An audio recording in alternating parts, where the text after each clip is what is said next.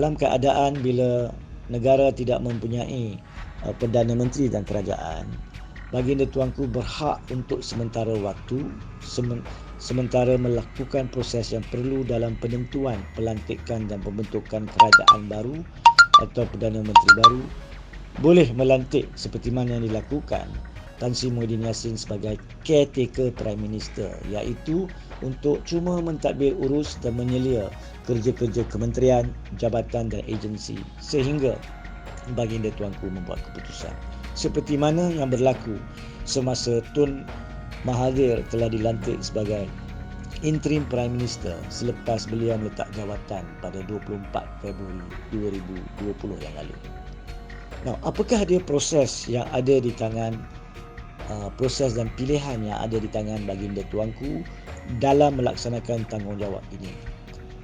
Pilihan pertama, semestinya apabila tiada Perdana Menteri dan kerajaan, baginda tuanku akan berusaha untuk melihat sekiranya terdapat mana-mana ahli Dewan Rakyat yang pada hemah baginda tuanku mempunyai sokongan majoriti untuk dilantik sebagai Perdana Menteri bagi tujuan pembentukan kerajaan. Nah, proses ini pun adalah tertakluk kepada budi bicara mutlak baginda tuanku. Pada tahun lalu, baginda tuanku telah mengadakan temu janji dengan ahli-ahli Dewan Rakyat. Baginda tuanku juga telah membuat mesyuarat khas dengan Majlis Raja-Raja.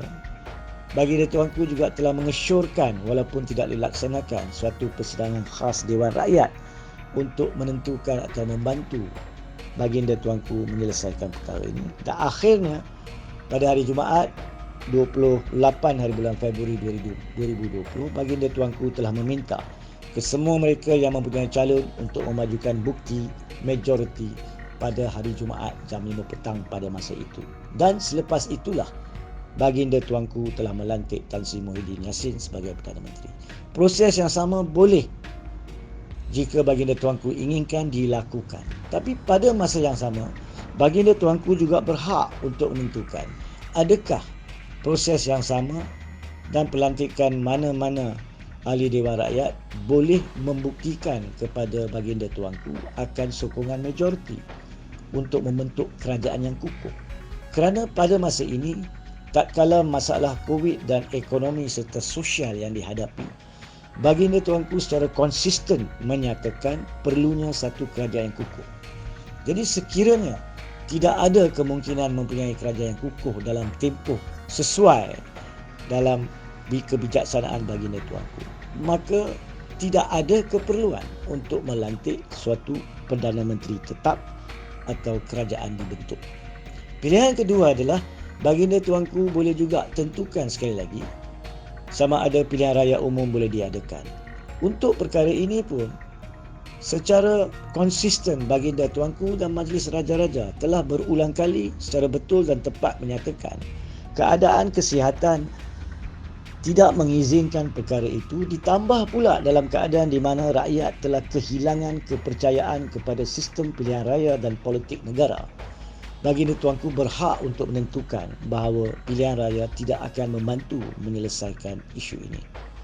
Jadi dalam keadaan itu, apabila tidak boleh dilantik Perdana Menteri, tidak boleh diadakan pilihan raya, baginda tuanku berhak untuk mengisytiharkan darurat politik kerana tidak ada cara untuk membentuk kerajaan. Maka meletakkan urus tadbir negara di dalam satu majlis penasihat diraja dibantu oleh pakar-pakar.